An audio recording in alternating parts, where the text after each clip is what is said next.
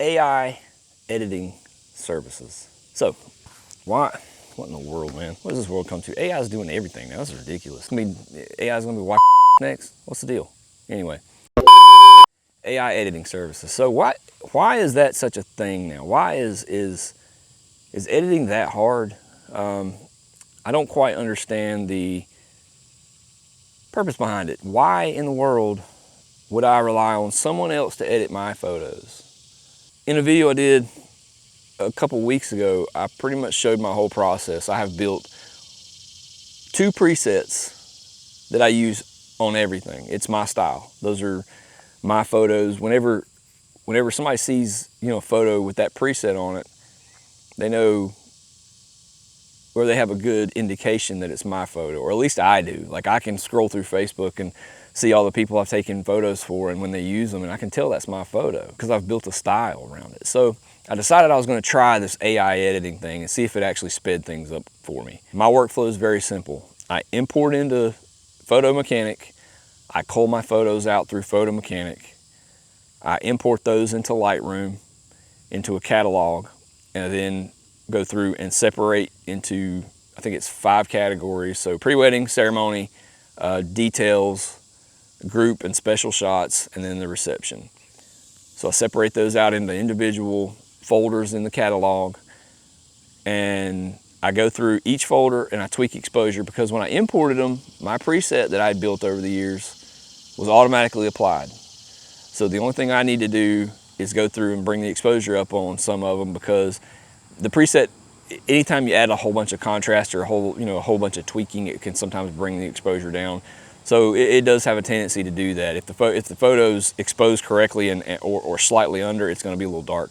So I have to bring those up to match, but that can be done through batch editing, and it's pretty simple to do. So working through these doesn't take me all that long.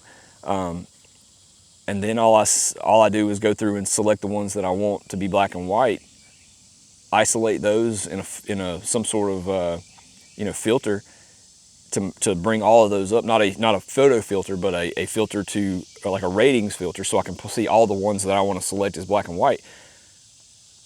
Select them all, change it to my black and white preset, and generally speaking, those are good to go. I don't have to tweak exposure on those at all, so they're done.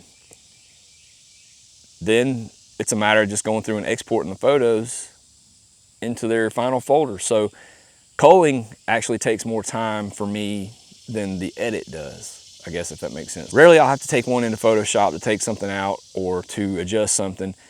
I try to get that stuff right in camera, because like I kind of preached in the previous videos, that I want to maximize my time behind the camera and minimize my time behind the computer. So I try to stay out of Photoshop as best I can. I know there's things that I could go further and do, but if the photo looks good, leave it alone. So I did try this AI app thing, or a website, to speed this up. And I'll be honest with you, I spent the time to go in and set my profile up in this photo AI editing thing. And it was a very easy process. I just uploaded catalogs from weddings I'd already done. And I got to thinking, I was like, this is reading my catalog file. It knows what I'm doing in these photos and what I've been doing. These catalogs were, over the past like 3 years. So not much has changed for me over those years as far as editing goes. Once my profile was complete, I uploaded the photos that I wanted to edit with this service and got them back. And it was a pretty neat process as far as how it went and how it came back. And lo and behold, guess what? My own preset was applied to all the photos. I still had to go through and tweak exposure on them. I still had to go through and put them in my own catalog. I still had to go through and select the ones I wanted as black and white and switch those over.